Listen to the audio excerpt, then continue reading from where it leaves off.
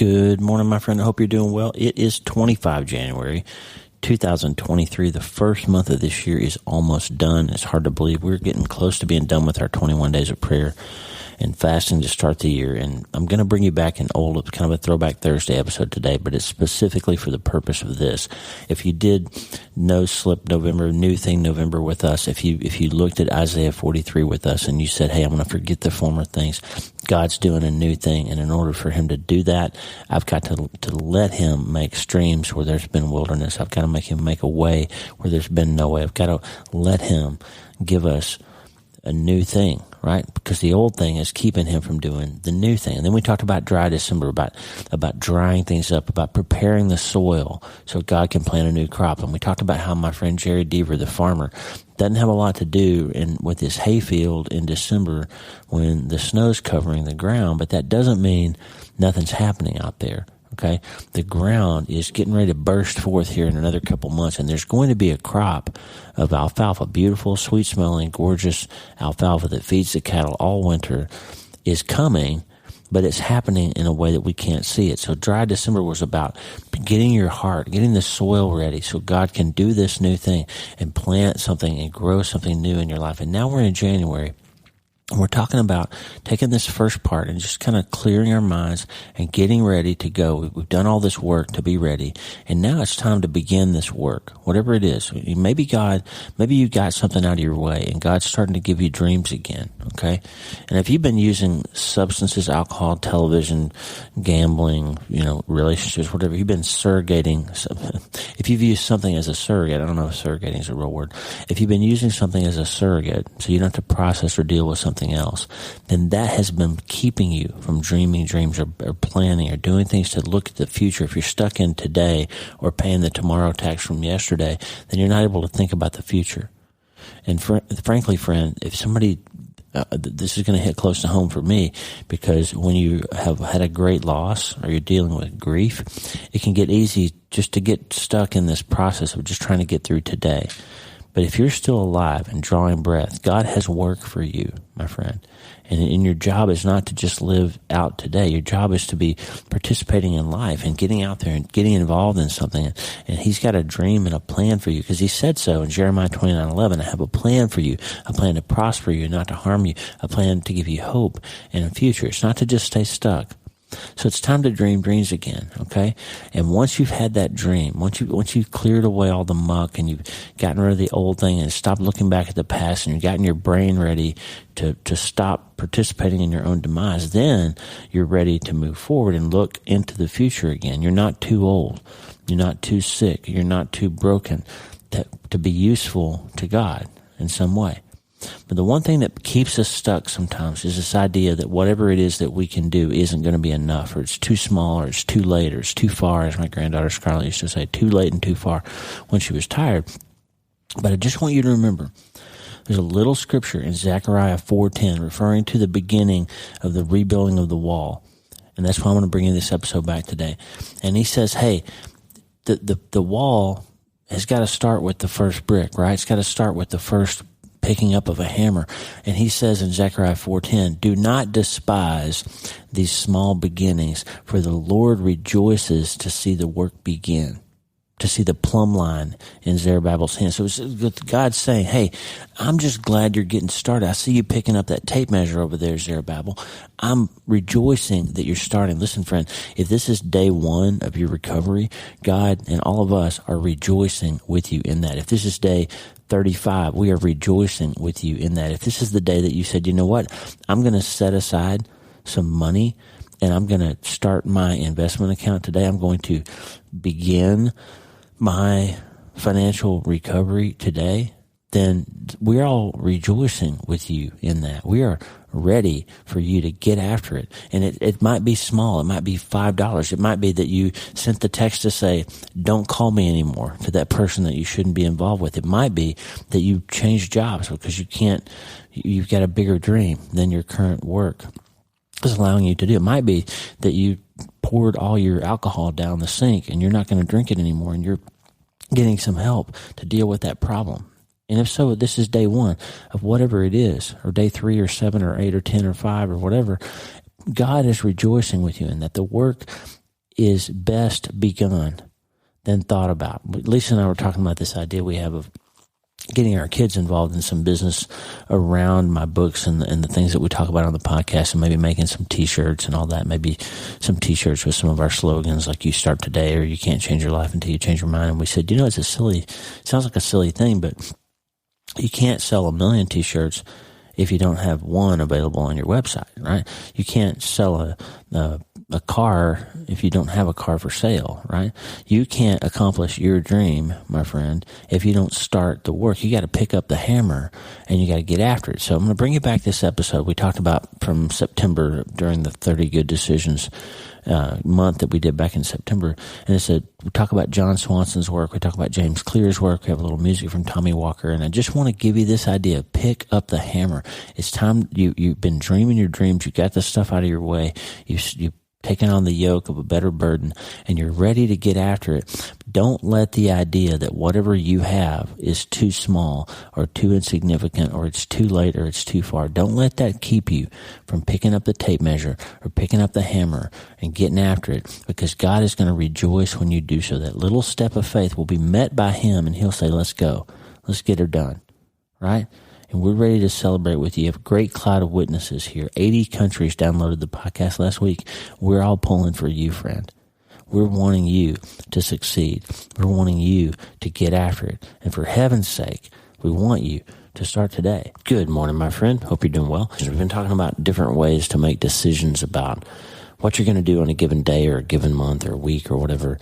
And just kind of focusing our idea that every day we should be making at least one good decision. Now, beyond the normal day-to-day things that we all do that are good, just make a decision that's going to change the arc of how your day plays out, or how your impact plays out, or how your influence on someone else plays out. Just making good decisions. We've been talking about all kinds of different things. And today I want to talk about something that John Swanson, my friend over at 300wordsaday.com, 300wordsaday.com is John Swanson's daily blog, I think every day but Saturday. And John's just always kind of writing some thought-provoking thing. And the other day he mentioned his old book, or his former book, A Great Work, which is kind of a work through the book of Nehemiah in the Old Testament about building the wall of the city and the great work that Nehemiah was called to.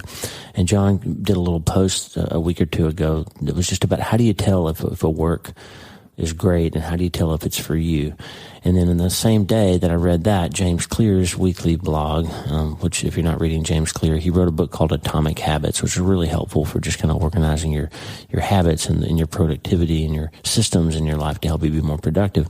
And James Clear's blog had a little thought about this sort of idea about doing great things on the same day that I read that. And it's just kind of something I wanted to bring to you, and it kept getting busy and busy. And I've got surgery early again today. This is the 4th week in a row that we've had to do an extra surgery day. And so I don't have much time this morning because the old day job is interfering. But I want to bring you this one thought, just one quick little thought, in a new song from Tommy Walker that he just released yesterday. Rest, Sweet Rest is one of the soulful scripture songs that he's released. So I want to finish with that. And we'll just use this sort of as a little thought process filter for you to have today as you go through your day and you're trying to make good decisions. This will be one to kind of help you decide on some great things that you might be able to decide on and do with your life. And the good news about all that is that you can use these things to help change your mind about the work of your hands and the way that you engage with the world in a given day, and how you follow your dreams and your passions and all those things. And this should be a little quick thought process to guide you a little bit. And we'll finish with Tommy's new great song, Rest, Sweet Rest. And as always, Lisa's going to tell us how we can do that starting today. Hey, are you ready to change your life? If the answer is yes, there's only one rule. You have to change your mind first. And my friend, there's a place where the neuroscience of how your mind works smashes together with faith, and everything starts to make sense. That place is called self-brain surgery. You can learn it, and it will help you become healthier, feel better, and be happier. And the good news is you can start today. Thanks, Lisa. Hey, so glad to have you listening today. I'm Dr. Lee Warren, and I live in Nebraska in the United States of America with my incredible wife, Lisa, my father-in-law, Tata, and the super pups, Harvey and Lewis.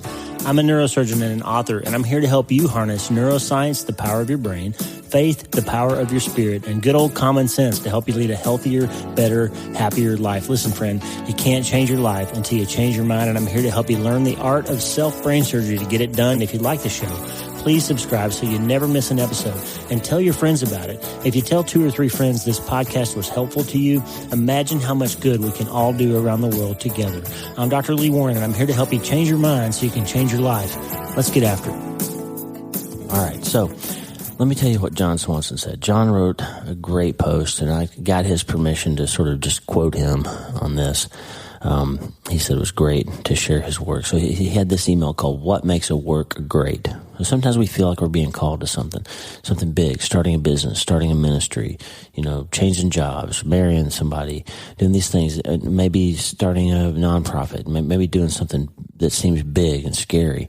Maybe writing a book might be that for you. Maybe losing weight, maybe ending a relationship that's not appropriate, maybe stopping a habit that's been hurting you, something that's important and big in your life that God's calling you to, and your heart is telling you that it's time to do this thing, or something that you've never even thought of before that seems thrust in your path, and all of a sudden it's kind of taking up a lot of bandwidth in your brain, and you feel like you're being called to it. Lisa and her sister, Lisa's sister, Jessica, went to Rwanda recently. She's a primary school teacher at a private school, and her life's work has been about teaching children how to read and developing better pathways to helping educate children and develop programs for education and educators and educating teachers how to do these things across the country and now the world. And she was invited to go over to Rwanda and help set up a school and all this cool stuff. And while she was there, she discovered this mother and young group of children who don't have a home. They're living in a termite mud hut, basically, that's infested with termites, and just this horrible thing. And Jessica and Lisa did some research, and they found out that they can basically build a house with water and shelter and a much more comfortable environment for this family for a ridiculously low amount of money by our standards. And they're being called now maybe to get into this idea of helping people find housing in these third world countries. And it's something that they're chewing on and praying about, and it's an opportunity to get involved in something practical and real, and it feels like a great work, right? So John says, how do you know if something is a great work? Well, here's what John says. If it's a great work, something about it will make you weep. When Nehemiah heard the fact that the walls of the city that he loved, Jerusalem, had been broken down, it broke his heart, and he wept before God. He had passion for the city, and he was weeping that his city had fallen into such disrepair, and that God's people had allowed this to occur, and it made him weep. And when I walked into the room, and Lisa was reading a message from Jessica, and she was just in deep, agony. I saw her face, and she was weeping and crying, and her heart was torn. And she showed me this story and these pictures of this family and this young woman and her children who are just living in squalor, and they don't have any safety or shelter, and it made her weep. And John says that the work, if it's a great work and it's real that you're being called to it, it's bigger than you are. Hugely so. Like Nehemiah, I'm going to rebuild a whole city. That's bigger than I am. Putting wells in every village in a country in Africa. No homeless children in your community. One particular person in your neighborhood knowing that they're listened to and loved. That's a big work. That's bigger than you, right? So you're being called to something that's larger than you are. It's not just, I'm going to start this ministry and put my name on it, and, I'm going to do all these great things and be the public face, and people are going to say what a great work I'm doing. It's not that. It's bigger than you. So it makes you weep, and it's bigger than you. And John, the third point John made, you have to take a lot of small steps that don't even seem like they'll get you anywhere.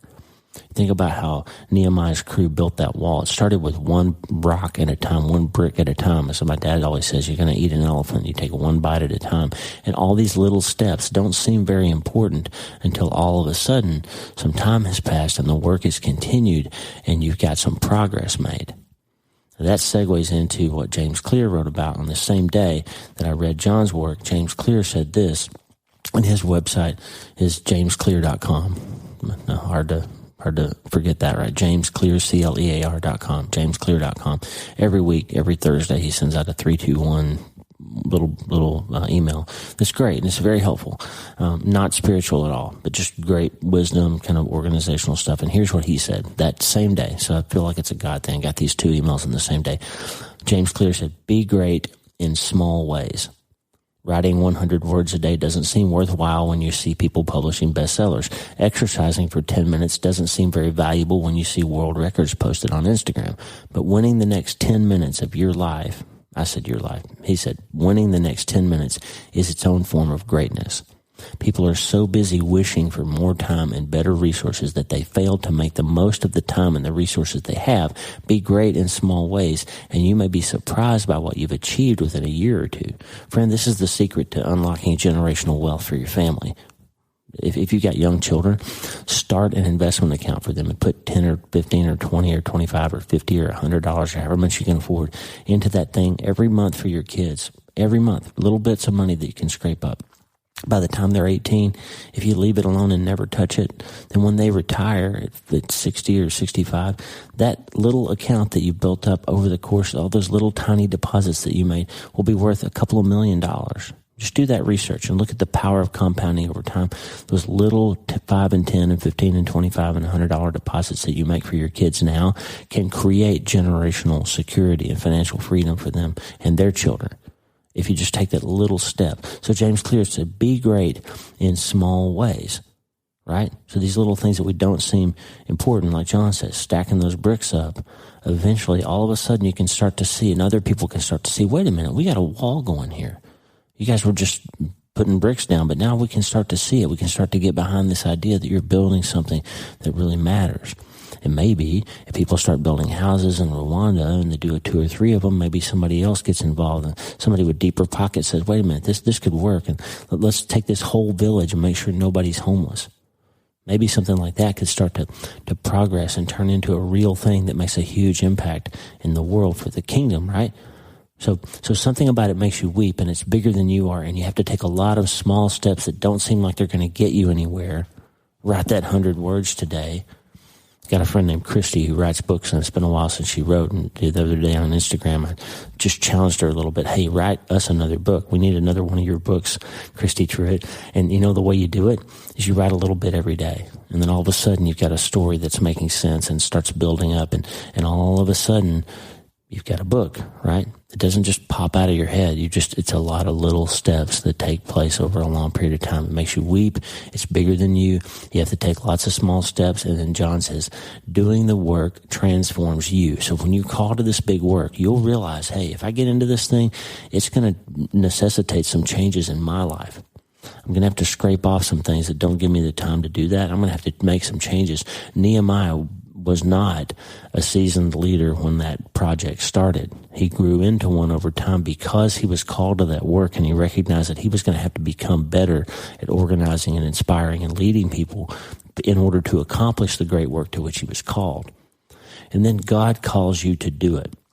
John says this very well. I know this one can creep people out. We don't like to hear people say, God called me to do this, or God told me to do this. It scares us, and sometimes we think they're crazy, or we think they're just manipulating us. But Nehemiah clearly believed that God was giving him this work.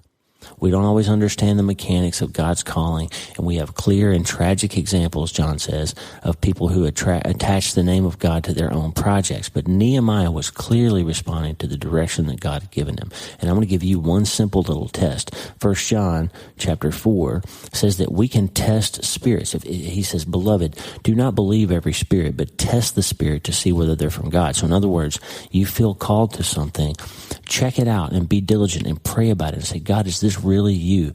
Are you calling me to this? John says many false prophets have gone out into the world claiming that they're from God. By this you know the Spirit of God. Every spirit that confesses that Jesus Christ has come in the flesh is from God, and every spirit that does not confess Jesus is not from God. And this sounds kind of murky and hard to understand if you're not into spiritual things, but what he's basically saying is, if you put it before God and you pray about it and you say, God, infuse this, make it possible only if it's for you, only if it's from you, only if it's real, only if you're calling me to it. And put roadblocks up if it's not. And you'll feel those roadblocks. You'll feel that tug in your spirit that says, wait a minute, maybe I'm doing this for me.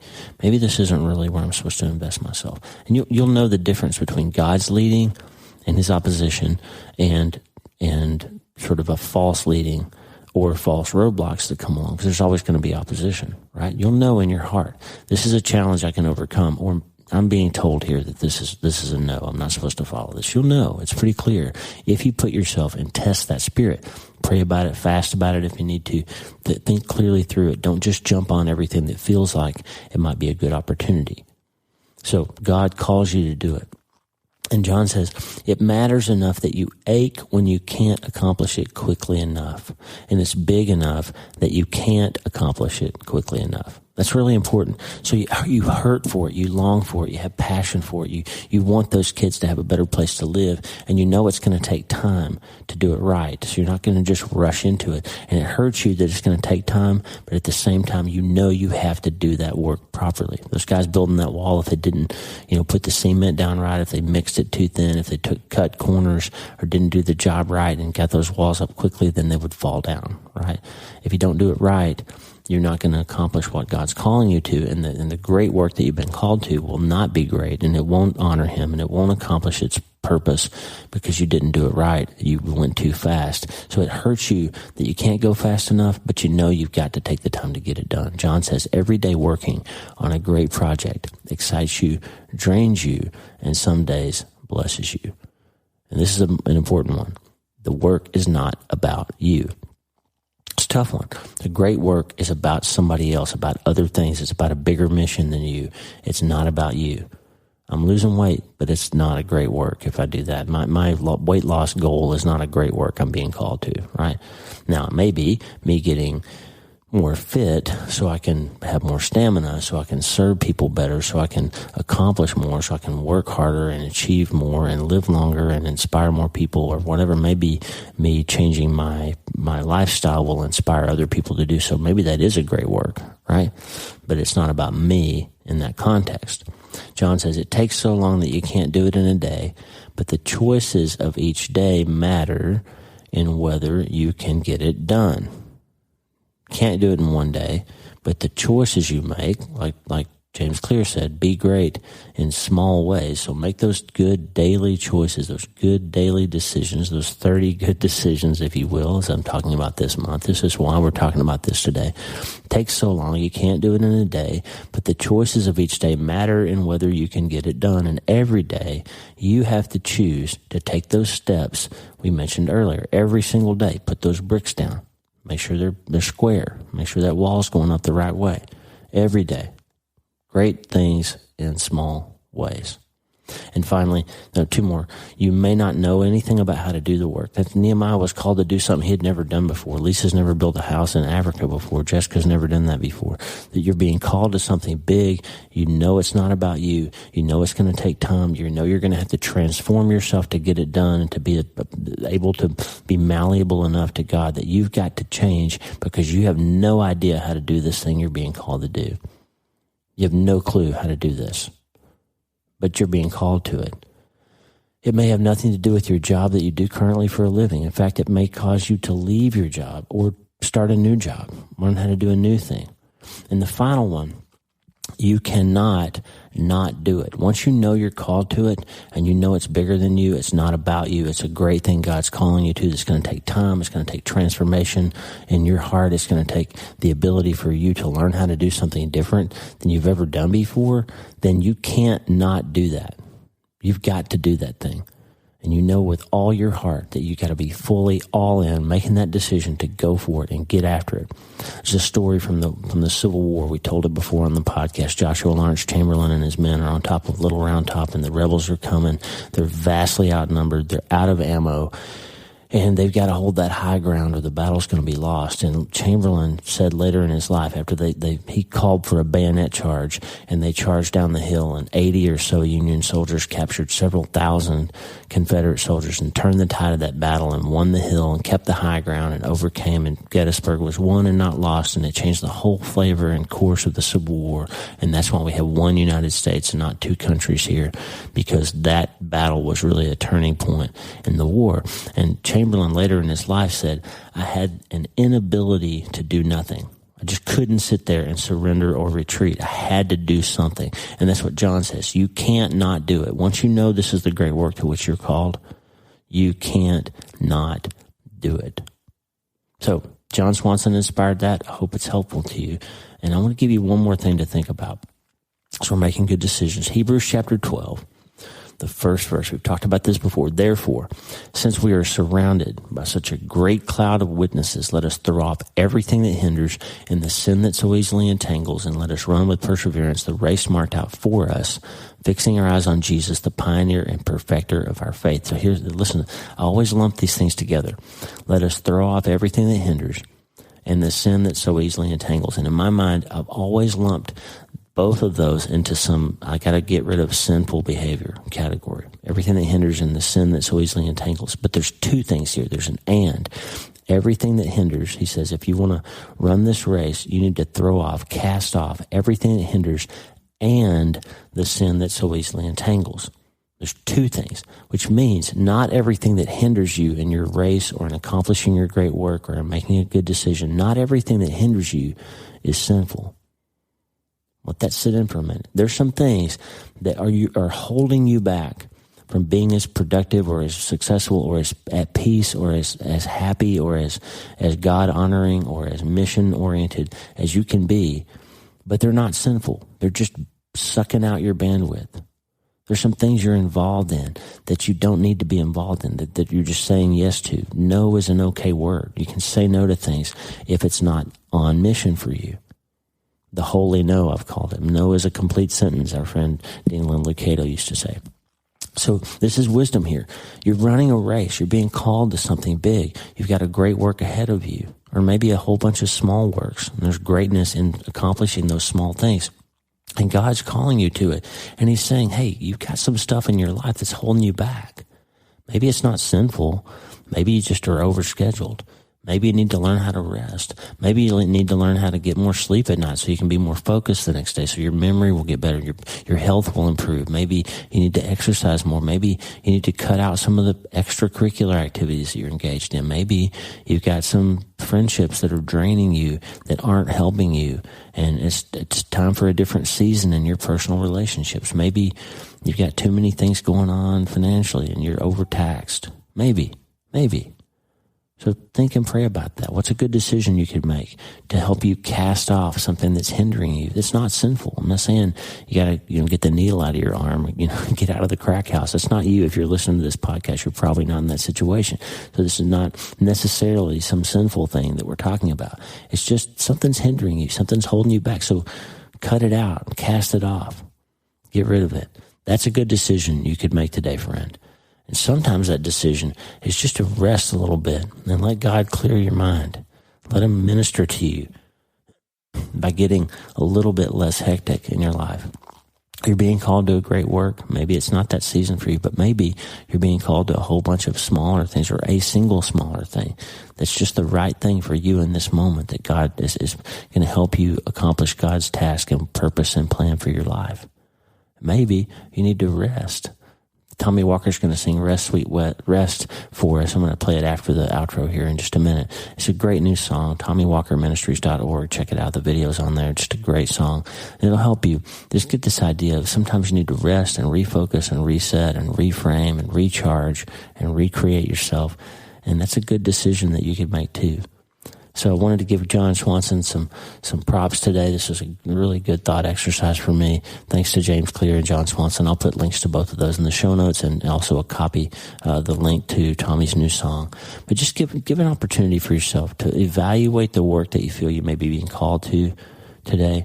Make some good decisions for your life. Think about the things that you could do the rest of September as we prepare for the fourth quarter of this year that would help you to be everything that God wants you to be, to change your mind and change your life, to become healthier and feel better and be happier and leave a mark and tell a good story with your life. And of all those things that you could do, the best one, my friend, is that you could start today. Matthew 11:28 says, "Come to me, all who are weary and burdened, and I will give you rest."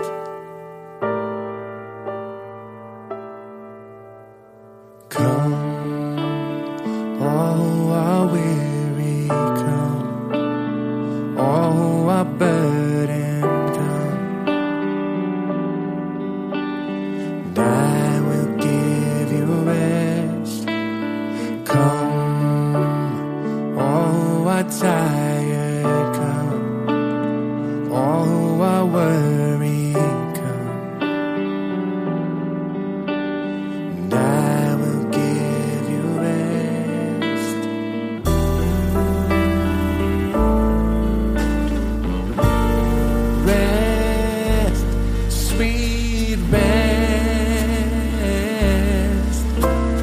your weary soul.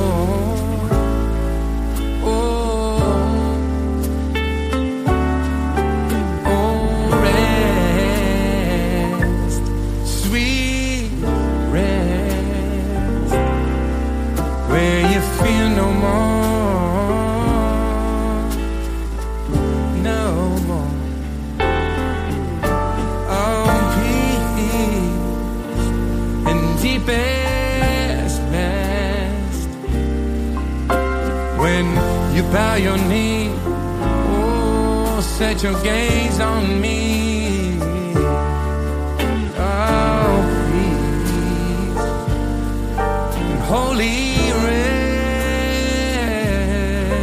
When you place your hope, place your faith, place your trust all in me again. Oh, come.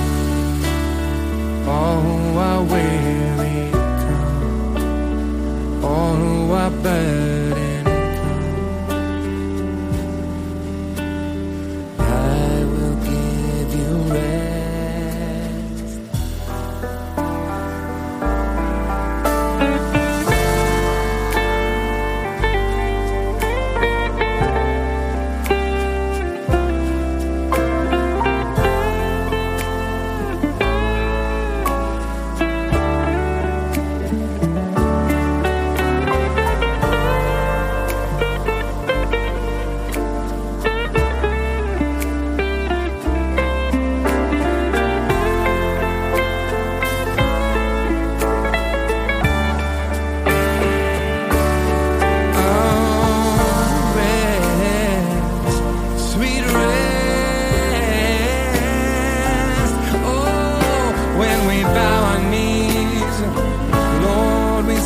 Gaze on thee,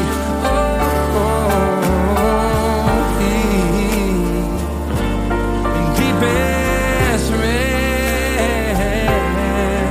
When we place our hope, place our faith, place our trust all in you again.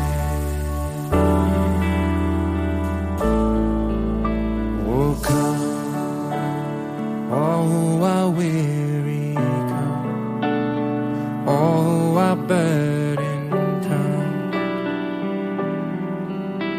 and I will give you rest. Come, all who are tired, come, all who are worried, come, and I will give you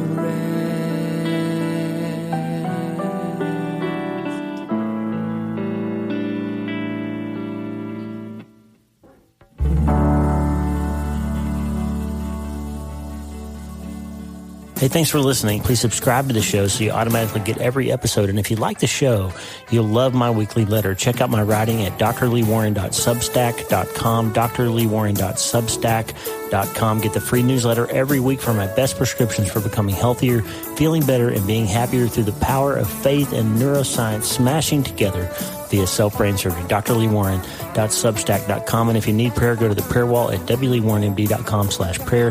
The theme music for the show is Make Us One by Tommy Walker, graciously provided for free by the great folks over at TommyWalkerMinistries.org. Check it out and consider supporting them. TommyWalkerMinistries.org. Remember, you can't change your life until you change your mind. And the good news is you can start today. I'm Dr. Lee Warren. I'll talk to you soon. God bless you, friend. Have a great day.